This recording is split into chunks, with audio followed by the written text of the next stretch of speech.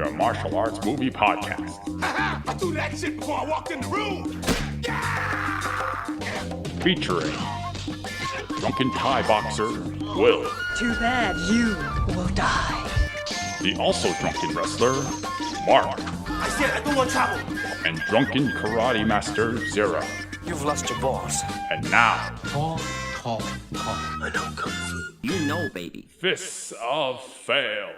Karate Kung Fu, the new screen excitement that gives you the biggest Boner of your life. I don't know. Oh man, I try to copy this from an old tagline from the movie, but I think autocorrect fucked it up. Biggest mulch of your life. Biggest fight of your life. There you go. That's what it meant to say. mulch. Yeah, Karate Kung Fu. Oh man, looking back on old, like the old 70s, like early 70s, when prior to Bruce Lee being a thing, and the whole world was like so ignorant of what martial arts actually was. Karate Kung Fu, same thing, right? Yeah, same thing. Yeah, Punches, kicks, Asian people flying through the air. It's all the same. Yeah. But yeah, we're talking about Bruce Lee we're talking about the Big Boss today. It's going to be the first of his entire very short filmography. We're going to be going through all his films for the duration of November. Kind of almost like a Thanksgiving feast for ourselves, but also because it is the month that Bruce was born. So we thought it was relatively fitting, although we're probably going to end in a very distasteful way. But anyways, we're obviously talking about the first of his very short film history.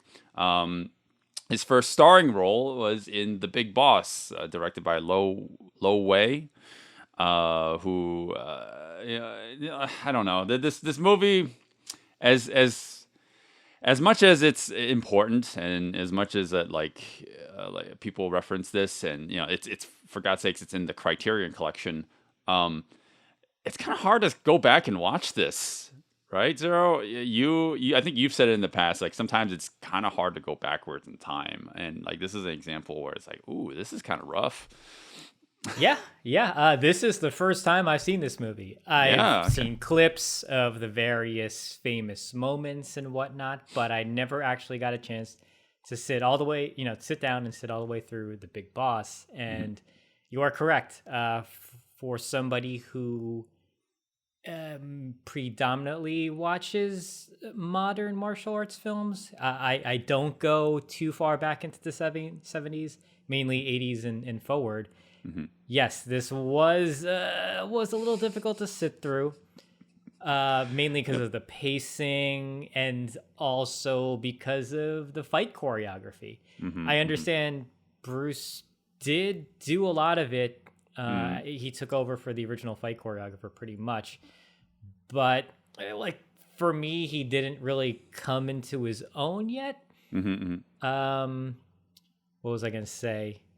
Just to note as well, this isn't his first starring role. He was a child actor, so he did do some other things. Then you know what I mean. In The Green Hornet, but I believe this was his first adult starring role, I guess. He wasn't accomplished.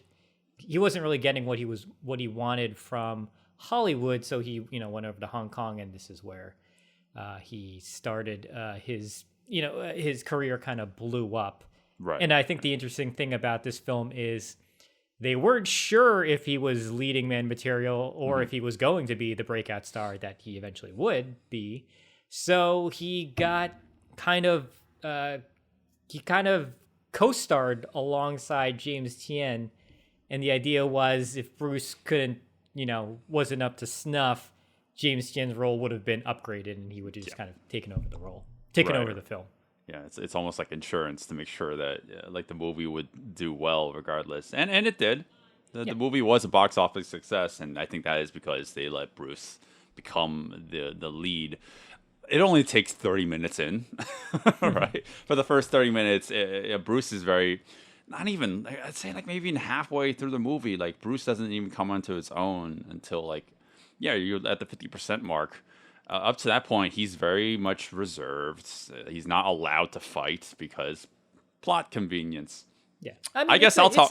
It's a good plot convenience, though. I think they set it up. I like the character stuff. I think some of the writing is interesting, but things just don't feel fleshed out. And like I mentioned earlier, the pacing is just like a little slow. So I think that's why it feels vintage. Maybe is the nicer way of putting it. I'm trying not to punch down on this movie too hard because it's very easy because the movie is incredibly low budget. It's super low budget. Like even some of the films that we've talked about where it's like they're indie films like made on like a dollar store camera that we've kind of shit on and try to be, relatively constructive. Even that by those standards, like this movie kind of like it's basically on par with that. Like just the only difference is that it's much older. It's incredibly low budget.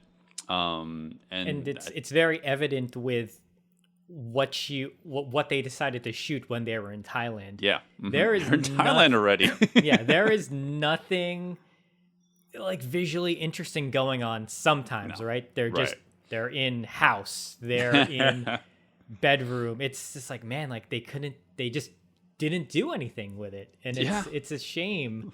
I mean, maybe you could argue that they are, they're ice factory workers, so they're not going to have extravagant things, but you could still make that sort of setting look visually interesting, right? Yeah. Well, there's really not enough in the movie to really set itself or make it interesting. I actually don't fully agree. I think a lot of the movie is kind of a drag. Out of Bruce's entire filmography, I think this is easily the most. Oh, I was gonna say incompetent. It's not really incompetent. It's the least watchable for me. Even parts of Game of Death I can enjoy because like it's just a mess because of what actually happened historically. In terms of plot, this is very straightforward, and I think it's pretty easy to understand. I think it's just getting things going and like, okay, what's happening now? Like nothing ever feels exciting for a long time, and that's kind of where the film starts to lose me anyway. Right. Even when it does pick up, it's not exciting. Yeah. Right? So one of the things I wanted to mention is I guess like I really don't want to be so hard on it because I understand this is 71. Mm-hmm. And one of the things you could hear Bay Logan talk about on the commentary of the film is you have to try to keep the mindset that the films that were coming out at this time weren't really doing anything interesting either. That's true. When this came along, like you're just like, wow, okay, this is something different. It's hard for me with modern eyes to see that because I haven't watched any other Hong Kong films from 71 that I can recall, or I don't even think I have. Yeah. Well, there's a lot of truth to that, though. I absolutely think if you watch any like what Come Drink With Me as like one film that like I definitely want to cover one day for our show. Like that precedes this movie. But like it's a lot more like about the art of movement versus like the actual like efficacy of movement, and the choreography isn't really like anywhere close to like a more modern style of choreography that we have today, right? What makes good choreography today is very vastly different from what it was back then. Back then it was just like, it's like a transliteration of like a transcribing of what theater fighting was like. It wasn't fighting. It was more like it was just very much dancey and not so much like aggression. And obviously, Bruce was like, no, let's show like what actual on-screen action can look like make it look ferocious, but at the same time still honor like the fact that this is a very martial arts based kind of way of fighting, not just like people just slugging it out. So it's like marrying the two, and that's like what made Bruce Lee such a great pioneer of martial arts for cinema.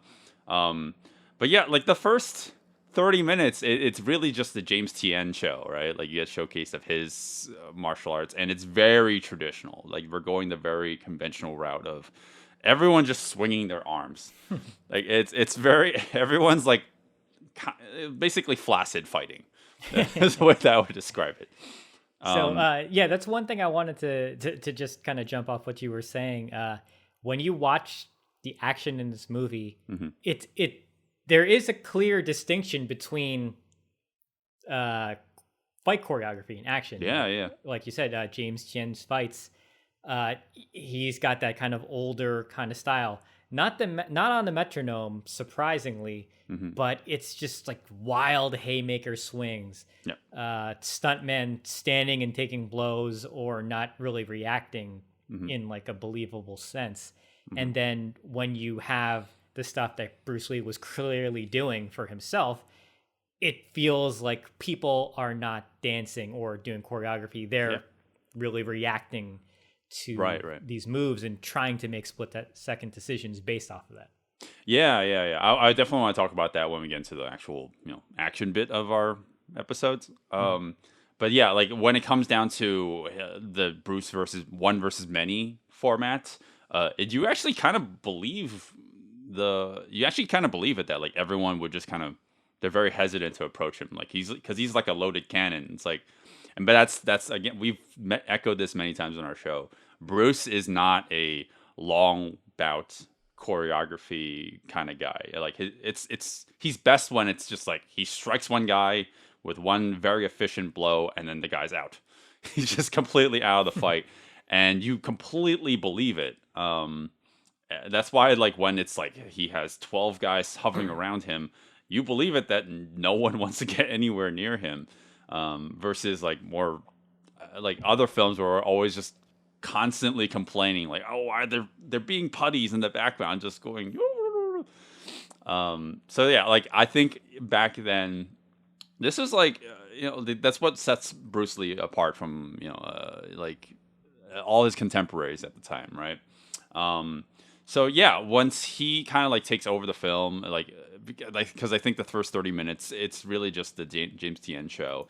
Once he takes over, it starts to get a little interesting, and then the plot rears its head, and it just will not stop, and it's very slow. I find the movie very not engaging. Can I sum up the plot? Yeah. Okay, if you want to volunteer, go ahead. Okay, are you ready? Yeah. Okay. Bruce Lee gets raped in Thailand. I mean, is it really? I mean, it's non-consensual. Yes. So yeah, you're right. You're right. He totally gets raped in Thailand, and I was really shocked to see that they keep on cutting back to his passed out body, and I was thinking, oh, maybe he'll wake up and make love to this woman. No, he is passed out the entire time, and she has sex on top of him, and yeah, that's. I don't even know why. In this movie. I don't even know why she would do that. He's already passed out. Like, you don't need to do anything. And it's like, but then, the movie makes her out to be like, she's obviously victimized, which is true. She's kind of sex trafficked into the life that she's in, but she didn't have to have sex with him. Like, no one's looking. Like, oh, I had sex with him. Totally. Yeah. Just lie. That tangent aside, by the way, did you know that besides that actress, like they actually did film inside a brothel? So that's like a little piece of trivia. It's just like all those extras in the background or like actual prostitutes there. So yeah, I don't know if that's important to the quality of the movie, but that does speak to like the kind of like the DIYing of this film. And I think like one thing I do want to mention is like how much Bruce and Lo Wei like butted heads throughout the entirety of the filming of this movie. And I think it was obviously like a lot of the times when you're watching a Hong Kong movie, especially of the older variety, they do film things like sequentially, like because when you think about like modern filmmaking, it's like they don't film everything in order, but this. Sometimes in a lower quality production, they film things and come up with the script on the fly. So yeah, apparently the script was just a bunch of scribbles on a piece of paper. Yeah, that's what it feels like. And I think that was kind of the sentiment with a lot of these low budget Hong Kong movies. They had an idea. Yep. They went and like one day we're filming like, oh, okay, let's do this out, and like they would have these bursts of creativity on set, sometimes Right, not, right. but they would then go from there like, oh, okay, let's do this. And I think that's why it worked, in that James Tien could have easily taken over if Right. Bruce Lee, wasn't really performing up to par. Yeah. I mean, we can go over like the really quick. I mean, like the story that everybody knows, and everyone has a different interpretation of it, which is Bruce was supposed to be when he came back to Hong Kong after his short stint. Well, his stint in America. He came back to Hong Kong, and he was offered something, a contract with Shaw Brothers, but then Raymond Chow gave him a better offer, and then he became exclusive at Golden Harvest. And then, I mean, what we're talking about today is the first of the series of movies that Bruce would eventually be in, but they didn't have any confidence in him because, he didn't have a track record, and James Tien actually kind of did at that point. So that's why, I mean, like Lo Wei, I mean, he was a hack director who has done movies in the past for Shaw Brothers and Raymond Chow. He was tasked with this movie, and he was like, he had more confidence in James Tien, and he had a particular him and I can't pronounce this guy's name, Han Ying Che. I gotta figure out how to say that one day, but the two of them, like, they're obviously more of the, like, they're used to their way of making a martial arts kind of flick. So, and like I said before, these movies are typically filmed in sequence. So as the movie goes along, you can literally see like the moment where like Bruce suddenly has more control over the movie. It's like James Tien dies, and because Raymond Chow said like, no, just let Bruce take over, because obviously Bruce was very upset that we're doing these very like flaily, limpy kind of movements. Because like we get a little flash of it in like a night scene where he just like does like really quick movements, and then those people are just eliminated. So like after that point, Bruce starts to come into his own, but like everything in between is so drawn out and just drags on. It's not interesting. Zero, I don't know. Like, I start to fall asleep at times. So, all jokes aside, Bruce Lee does technically get sexually assaulted in Thailand, but what is the story of the Big Boss? All right, you're going to sum it up. Apparently, the title is, I think the Chinese title is more like younger brother comes here or something, comes in. Yeah. But then they translated it to the Big Boss for literally meaning the final boss, the bad guy. Do we want to talk about the title mix-up with this movie? There was a label. No, I definitely want to talk about that because it's freaking confusing. The Big Boss, the movie we're talking about today, in America is called Fists of Fury, but the intended title was to be Chinese Connection. So they fucked that up because the next movie actually, their actual title is Fist of Fury, which we did cover. Fist of Fury, one fist. And it's supposed to be, the title was supposed to be Fist of Fury, and instead they chose to make that called the Chinese Connection. So it's all fucked. And anytime people get confused with what our title of our show is it one or is it multiple? The answer is our podcast is the Chinese Connection. I don't know. More like Fists of Fail. Yeah. To properly name your movie titles. But yes, That's the why Big we're called Boss. Bruce Lee goes to Thailand for some reason. Well, his mom... Oh, wow. Oh, my God. It's the exact premise of The Fresh Prince of Bel-Air. It is. He gets well, not banished. Banished isn't the wrong word, but he gets sent away by his mom because he got in too many fights. He doesn't get into a fight on a basketball court. No, but you know what? The gist of it's the same. Is he gets in a fight. He gets in too many fights in his where he's from, so he gets sent away by his mom to live with relatives, his uncle in Bel-Air. No, in Thailand, where he'll learn discipline and he's told never to fight again. I like that on paper, though. I like that part on paper. I actually think that the execution of it doesn't really work for me. And that's very easy for me to say, like looking back on a movie that's literally 50 years old. But the fact that he is watching his countrymen die or his relatives get slashed and cut up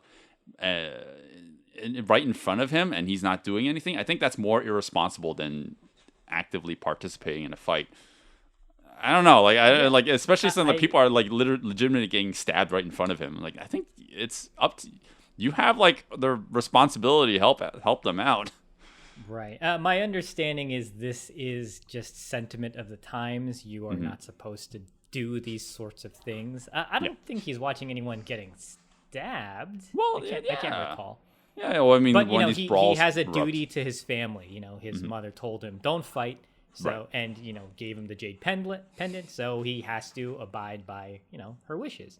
And I get that. I think the story works in context of the time period. I understand everything. It's just, again, the information being doled out to us, learning about the characters. Like, I think my problem is I didn't really care about any of these characters. I like James Tien, like, because because of the tactic that they used, they put him front and center in the beginning. And when he ultimately has to go away later, I was like, oh no, I liked you.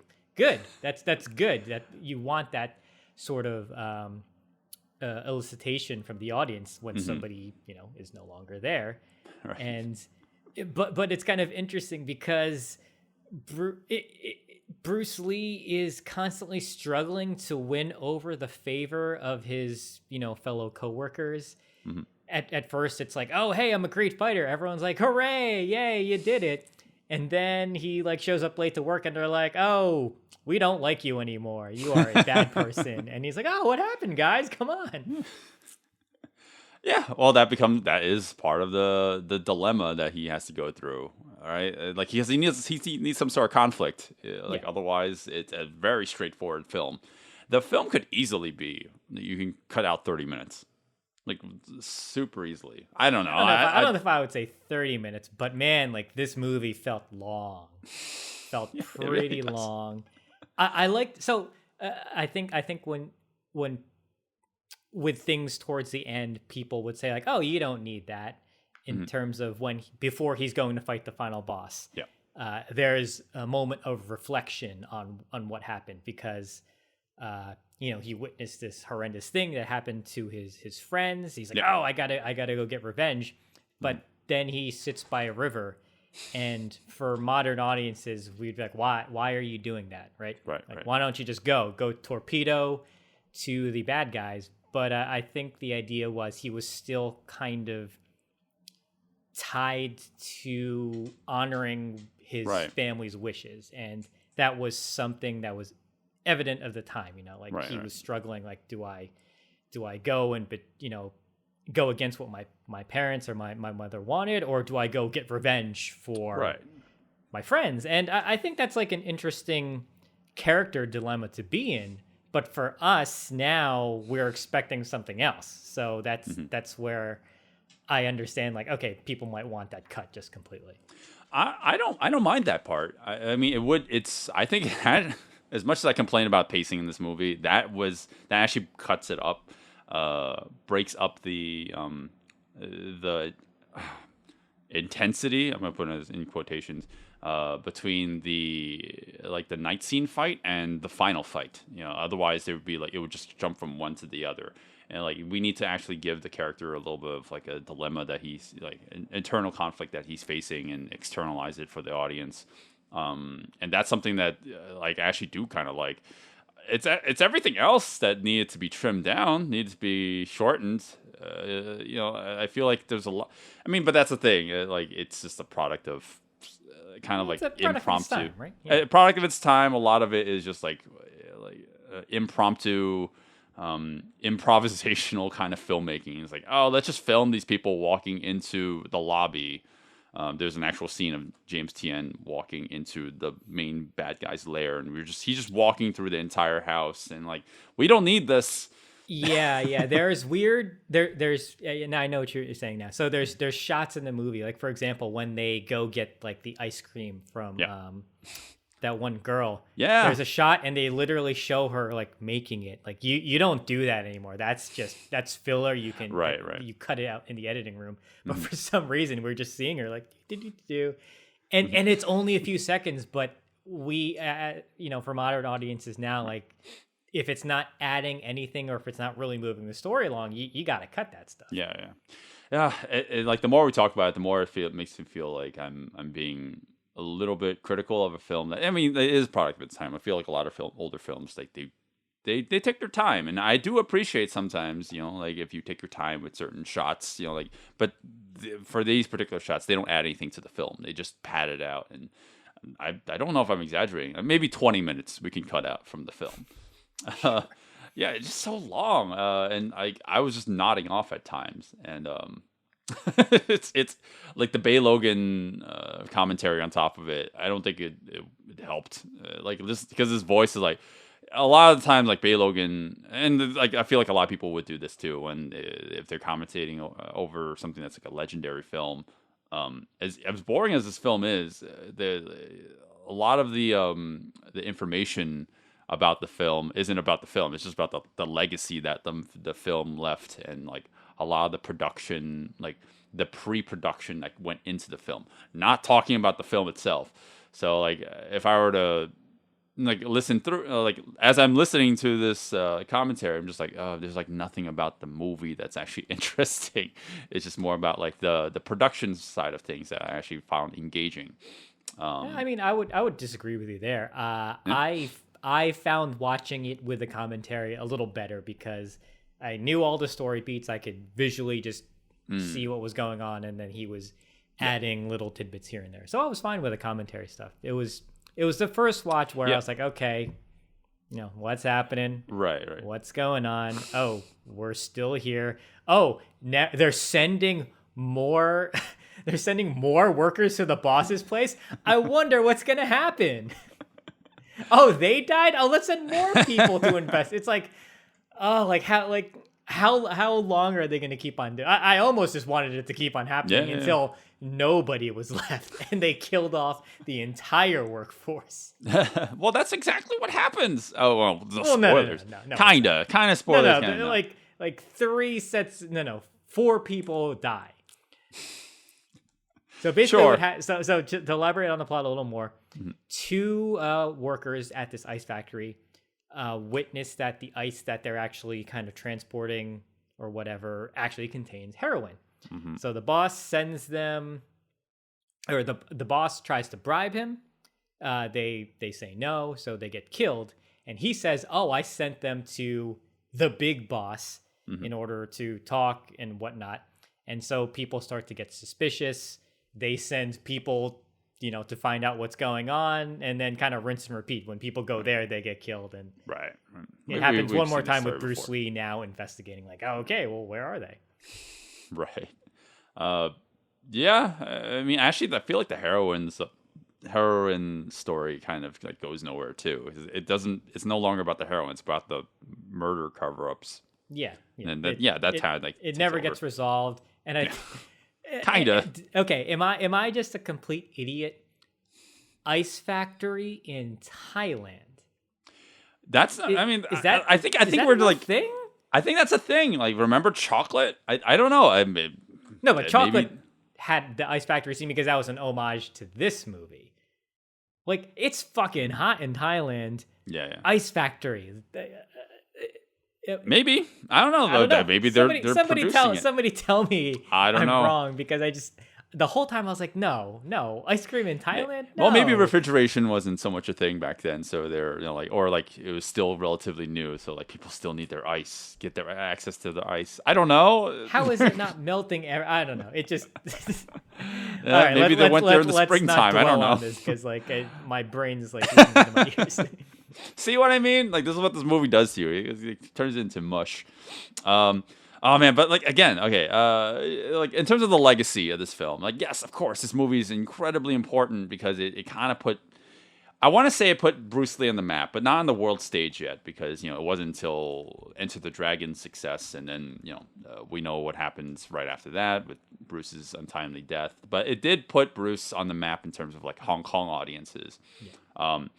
So like, there's definitely a prolific element to this film. Like, you definitely appreciate the movie because of what it did, and there are some things that I can kind of still enjoy to this day.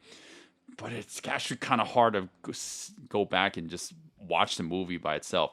And I say this being as critical as I am, and you can be like, oh, well, you're just being incredibly hard on a movie that's 50 years old. I don't know. I can still really enjoy Fist of Fury, like that movie, the actual Fist of Fury, the second movie that that Bruce did for Golden Harvest. That movie still holds up. I think that movie is still relatively enjoyable. This first outing is not so much, and I think a lot of that is the fact that Bruce didn't have as much control yet. I was just gonna say, and the budget. Exactly, yeah. Like, he definitely had more control in that movie because this is the movie that propelled him. Yep. So you can see here, he has to deal with butting heads with the director, trying to get things done his way. Yeah. He has to go by what the story or the lack of script is dictating. So this it is what it is. I can appreciate it because this is what started to propel his stardom. But I think if you were to remove Bruce Lee from this and just watch this movie, like it's boring. It's not very entertaining. Yeah.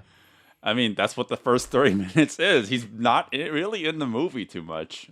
He's just kind of standing there, literally just standing there. He's not allowed to do anything. It's almost like the filmmaker himself. Oh, not the filmmaker. The director himself is just like waiting. It's like it's like he's like the mother character in this movie, which is just, you just hear about it, but she never shows up in the movie. Like, is an allegory for the director. Like, no, you're not allowed to fight. No fighting for you, Bruce. But I guess this is a good time as ever to go right into the movie and start talking about the action. The fighting. I'll put that in quotation marks. Hey guys, thanks for listening to the podcast. We're at the point where we give our recommendations, but there's a whole wealth of audio you would be listening to here if you follow us on Patreon. There you can listen to the entire episode, including an exclusive action breakdown of the fights in the movie. And now on to our final thoughts. And that's the Big Boss, and legendary that's the film. Big Boss, yes. Yeah. Yes. Oh boy. Well, I can't believe. Oh, well, I forget. Like, you haven't seen all the Bruce Lee films. What was it like? What'd you think, Zero, as a first outing for this film? Yeah, I mentioned kind of earlier, this was a little tough to sit through because of the pacing, and just how slow everything felt. Yep. Once I rewatched it with the commentary, it helped because I knew when everything was happening, and then I got more insight into the background of what was going on. So that was more enjoyable. But yeah, that first watch was a little tough, and essentially because I'm going in it for Bruce Lee, and the first half of the movie, like we mentioned, is not really about Bruce Lee. He kind of slides in, maybe 30 what is it, like maybe like 30 minutes in. Yeah, well, it's not until James Tan dies at the 30-minute mark, and then 10 minutes after that, maybe 10 minutes after that. So like 40 minutes in, not until 40 minutes in does he actually fight. I like a lot of things about this movie, but the final product doesn't work for me. It's like I can extrapolate a lot of things I enjoyed. Like I liked some of the character moments with him particularly, and then with James Tien. I enjoyed some of the aspects of the choreography and what they were trying to do. Like, I can understand, and then I get it. It's his first outing. It's his first time doing the choreography and like really trying to get his foot in the door in Hong Kong, at least anyway. And like, I respect the film for those reasons, but when I sat down and watched it, I just it didn't do it for me, unfortunately. Yeah. That's okay. All. Yeah. So if you've never seen the Bruce Lee movies, you kind of have to watch them all if you're a martial arts fan. You got to do your due diligence. You owe yourself.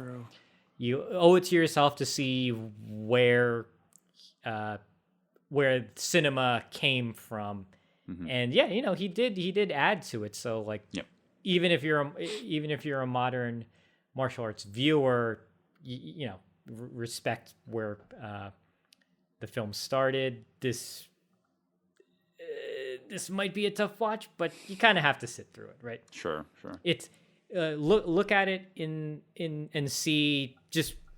So what I'm gonna do is I want to see Bruce Lee's evolution of what he was doing on screen. So for me now, like I have this very clear in my head, and when I watch his other films, which is what we're gonna do this month, I want to see like where he's gonna start to take it now that he's gonna get more control. Right.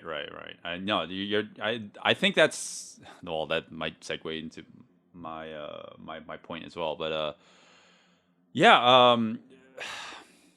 because he doesn't have complete control in the first movie, like I think this movie's actually really hard to sit through because the first half is really not his movie at all. So you can really bulldoze through that part and just get to the 40-minute mark, and it's like, okay, at this point, maybe start watching it from here on out. But I actually don't. I'm all over the place with my recommendation with this at this portion because I can only recommend it because of the legacy of the movie, not because of the movie itself, right? Yeah, I mean that's kind of what I was saying. Yeah, it's unfortunate, but at the same time, like I actually don't mind his other movies. This is I've seen all his movies 3 times at the minimum, but it's been a while. Oh, no, sorry, 2 times. This is my 3rd time watching this movie, and this is the one I thoroughly enjoy the least. So I think that you're probably gonna be like. My guess is that you're gonna maybe appreciate the latter films more, especially like since we recover Fist of Fury. Yeah. Plug our old episode somewhere on screen somewhere. Like that movie is like significantly better than this one, like in almost all aspects. And not to just like directly compare, but like there's really not much of this particular movie that I would say like, oh, this particular fight or this particular element of this movie is so good that you have to come back and watch this. I'm like, just watch his other films. Like they're just that much better. With all that rambling aside, I think the final fight is okay. I don't think it's great. I think it's the best part of this movie. I don't like the story. I think it's not that engaging. I think it's incredibly meandering. And yeah, it's just really long. So I don't know. It's like I again only recommend this movie if you just need to watch it because, like you said before, it has a legacy, but the movie itself, doesn't age well. Right. Yeah, I think there's nothing wrong with that. We could get under fire for not loving everything Bruce Lee does because he has a huge fan base. He of course he's almost at the point of being mythologized at this point, well that's right? That's a thing, which is kind of interesting. So like we're not trying to say anything bad, but when you look at the film, it's just it's just not that easy to sit through.